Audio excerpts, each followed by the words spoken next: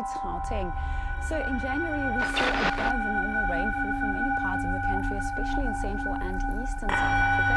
And February started on a wet foot as well. Today is no different. We have a band of showers and thunderstorms across central South Africa. And today we expect cool conditions in this area with more